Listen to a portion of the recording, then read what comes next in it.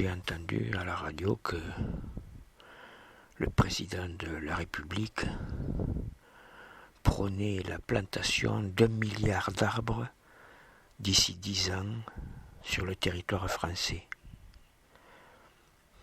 Eh bien moi, ça fait 16 ans que je reboise le pays,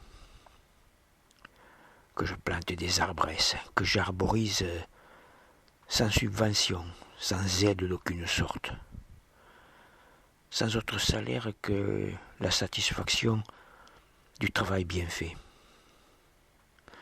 Et voilà que l'État français me somme de les couper, de les évacuer, de les faire disparaître, ces arbresses, soi-disant qu'elles nuisent à l'habitat naturel, qu'elles sont dangereuses, que leur présence est illégale, comme celle des émigrants, des sans-papiers, des métèques, des intrus, des apatrides, des non-conformes, enfin de tout ce qui vient déranger notre quiétude de propriétaires terriens. Mais comme je refuse mordicus de les couper, ces arbresses, j'ai trop mis d'amour à les planter, vous comprenez. Voilà que des bûcherons de la dernière heure, style taliban au petit pied, les abattent à la hache, à la haine, dans l'obscurité de l'obscurantisme. Ils n'ont pas su voir ou n'ont pas voulu voir que ces arbresses souriaient de tous leurs fruits, de ce sourire goulayant, tendre et sucré qui fait frétiller la vie. Je considère, à part moi, qu'on devrait me donner une médaille pour avoir reboisé un espace sans arbres, une zone de rocailles et de fougères qui était là, mais qui n'existait pas. Ça me rappelle ce que me disait un rocher, car les rochers parlent, à condition de leur prêter un œil et une oreille. Il me disait merci.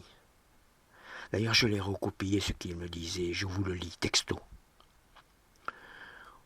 Au nom de tous les miens, je vous rends grâce de tout ce que vous faites pour nous, rochers, démons et dévots. Merci de nous sortir de cet anonymat qui est synonyme de non-vie. Merci d'orner notre dos, ou notre ventre, ou notre front, ou notre poitrine, de cette écriture qui, quoique primitive, suscite toujours quelques réactions chez les humains, et en cela nous fait exister. On nous regarde enfin, on nous voit, on nous considère, tantôt avec sympathie, tantôt avec dévotion, tantôt avec aversion, jamais avec indifférence. Mais qu'importe la couleur du regard, ce qui compte, c'est que des yeux s'arrêtent sur nous. D'objets minéral impersonnels que nous sommes depuis des millénaires, nous devenons visibles, c'est-à-dire vivants, porteurs d'un signe sacré, lui-même porteur d'un récit, un récit vieux comme le monde, un poème que déjà les premiers hommes ébauchaient il y a longtemps. Et heureusement pour eux que nous étions là, nous autres rochers, cailloux et autres surfaces rupestres, pour servir de support durable, en vue de traverser les siècles, et qu'en profitent les générations. Car les récits premiers ne doivent pas s'effacer, ils ne doivent pas s'éteindre.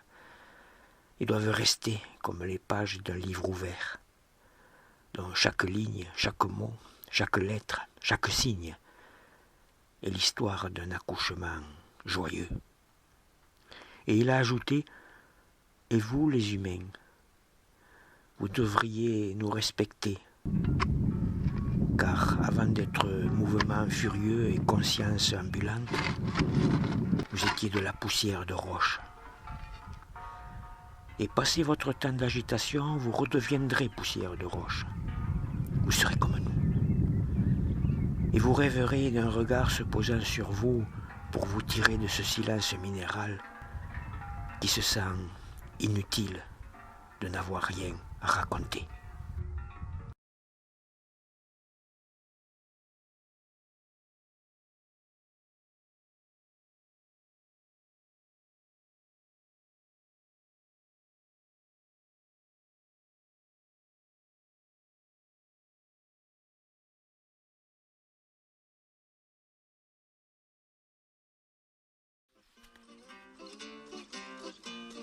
je suis la mauvaise herbe, braves gens, c'est pas moi qu'on rumine et c'est pas moi qu'on met en gerbe.